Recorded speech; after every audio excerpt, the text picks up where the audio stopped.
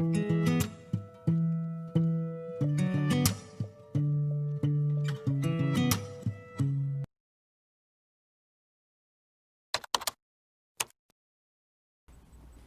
selamat pagi semuanya, terutama kepada Bapak Ibu tim dosen.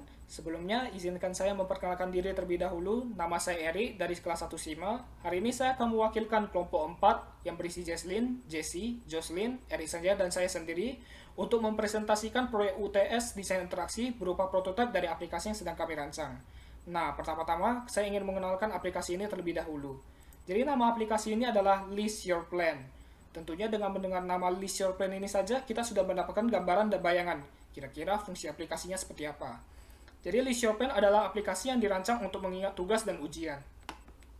Dari awal kami ingin membuat aplikasi ini dengan dilatar belakangi oleh kami yang sebagai mahasiswa merasa kesulitan untuk mengingat seluruh tugas yang diberikan oleh tim dosen. Sehingga tidak jarang bagi kami untuk melewatkan satu atau dua tugas sehingga kami kerjakan satu hari sebelum deadline. Hal ini tidak efektif karena membuat hasilnya menjadi kurang maksimal. Jadi memang aplikasi ini ditargetkan kepada mahasiswa dan pelajar.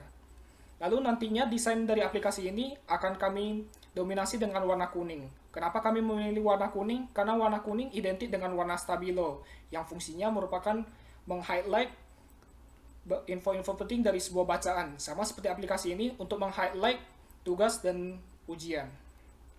Kemudian saya akan memulai dari prototipe logo List Your Plan. Jadi logo List Your Plan ini kami rancang dengan gambar sebuah kalender. Kenapa kami memilih kalender? Karena fungsi kalender adalah sebagai pengingat jadwal. Sama seperti aplikasi kami yaitu List Your Plan untuk mengingatkan jadwal, ujian, dan juga jadwal mengerjakan tugas.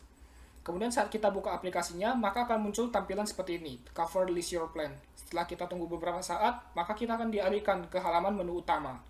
Setelah kita masuk ke halaman menu utama, kita akan melihat kita sedang di menu Task List. Di menu task list ini ada dua bagian, yaitu uncomplete task, yaitu tugas yang belum selesai, dan complete task, yaitu tugas yang sudah selesai. Kenapa kita langsung alihkannya ke uncomplete task, yaitu tugas yang belum selesai? Karena kami berpikir bahwa setiap pengguna yang menggunakan aplikasi kami nantinya, pastinya lebih sering membuka aplikasi kami dikarenakan ingin mengecek tugas yang belum selesai, dan bukan yang sudah selesai, sehingga kami merancangnya seperti ini. Kemudian pasti ada pertanyaan, lalu bagaimana kita menambahkan tugas tersebut? Jadi kita bisa menambahkan tugas tersebut dengan memencet tombol plus yang ada di sini. Setelah kita pencet, maka akan muncul tampilan seperti ini. Di tampilan ini kita bisa ngisi nama tugasnya apa. Kira-kira misalnya tugas desain interaksi atau tugas sistem multimedia. Kemudian deskripsi dari tugasnya itu apa? Tugasnya itu berupa hitungan, esai, PowerPoint, skripsi, atau video. Bisa kita pilih sendiri. Kemudian ada task difficulty level berupa tingkat kesulitan dari tugas tersebut. Misalnya kita isi easy, medium, atau hard. Kemudian kita bisa isi deadline-nya kapan dikumpul, misalnya 23 Oktober 2020.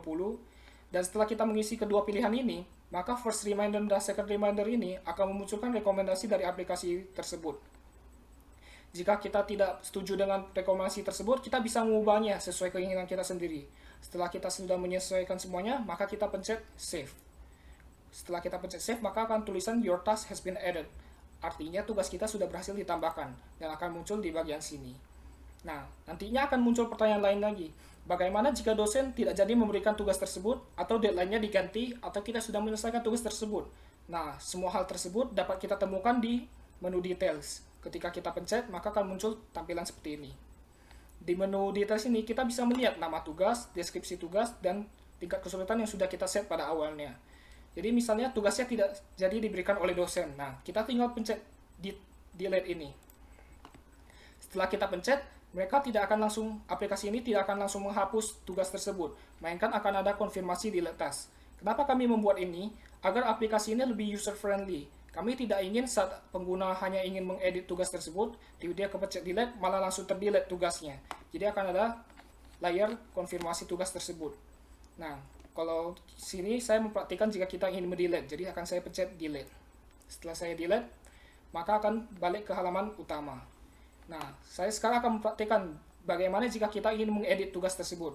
Tinggal masuk ke details, kemudian kita pencet edit, lalu kita ubah. Misalnya kita ingin mengubah nama tugasnya atau mengubah deadline-nya. Nah, setelah kita sudah mengubah, kita pencet save. Nanti akan tulisan your task changes has been saved, artinya perubahan sudah berhasil disimpan. Lalu kita akan diarahkan ke halaman utama. Lalu bagaimana kalau kita sudah menyelesaikan tugas tersebut? Nah, kita bisa masuk juga ke menu details ini, kemudian mencentang ini I have done the task.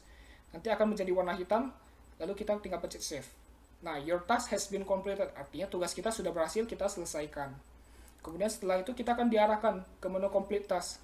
Tugas yang tadi kita selesaikan akan muncul di sini. Tugas pertama, tugas kedua yang sudah diselesaikan. Bagaimana kita ingin menghapus ini? Misalnya informasinya sudah kita tidak butuhkan lagi. Ya, kita tinggal pencet details, kita pencet delete, kemudian akan ada konfirmasi juga, lalu kita pencet delete. Nah, setelah kita harus diarahkan ke menu utama uncomplete task tadi lagi. Nah, itu tadi adalah menu tentang task list-nya. Gimana kalau kita ingin menambahkan ujian atau ulangan? Kita tinggal masuk ke menu yang di bawah ini, yaitu exam list. Kalau kita pencet, maka tampilan akan seperti ini. Sama seperti tadi, akan langsung diarahkan ke uncompleted exam, ujian atau ulangan yang belum selesai.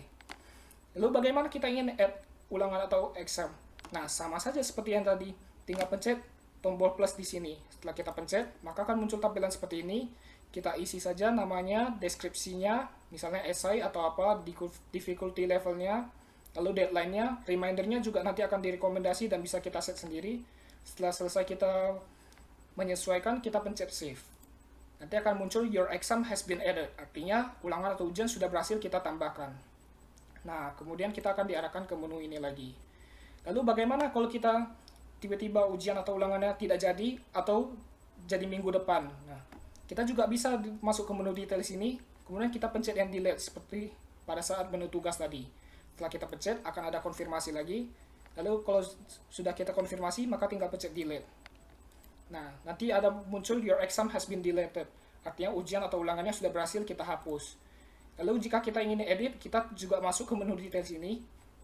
Kita pencet edit, terus tinggal kita save. Setelah kita mengganti yang mau kita ganti. Nah, nanti your exam changes have been saved. Artinya, perubahan ujian sudah berhasil kita simpan. Kemudian bagaimana jika kita sudah menyelesaikan ujian atau ulangan tersebut? Sama seperti tugas tadi, kita tinggal mencentang di I have done the task, kemudian kita save. Your exam has been completed. Kita sudah menyelesaikan ujian tersebut. Nah, pasti dari tim dosen ada yang bertanya-tanya, bagaimana kalau penggunanya tidak bisa bahasa Inggris? Pasti akan kesulitan, kan? Nah, kami sudah memikirkan hal tersebut. Jadi kita tinggal masuk ke menu settings. Di sini ada language. Kita bisa membuka pengaturan language-nya di menu settings. Nah, kalau kita pencet di sini ada dua pilihan, English atau bahasa Indonesia. Memang yang bahasa Indonesia tidak kita tampilkan di sini karena durasinya tidak cukup. Nah, nanti tinggal kita ubah saja sesuai keinginan kita. Kemudian di sini ada menu notification. Kalau kita buka, di sini ada ring, vibrate, notification list, dan pop-up notification. Ring itu berarti saat nanti deadline-nya sampai, dia akan berbunyi. Kalau vibrate, dia akan bergetar. Bisa kita aktifkan kedua-duanya, atau bisa tidak kita aktifkan kedua-duanya.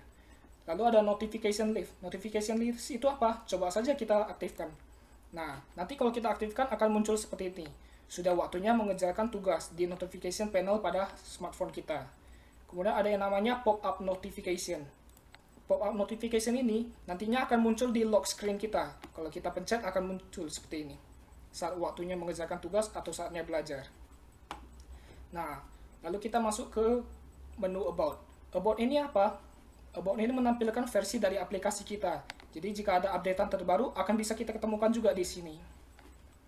Nah, saya rasa itu saja tentang aplikasi kami.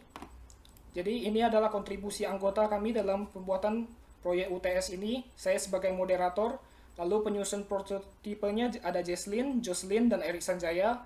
PowerPoint-nya ada Jesslyn, Jessie, dan Jocelyn. Dan saya nantinya akan mengedit video ini juga. Jadi terima kasih kepada dosen sudah mendengarkan presentasi ini. Jika ada kritik dan saran mohon disampaikan. Terima kasih.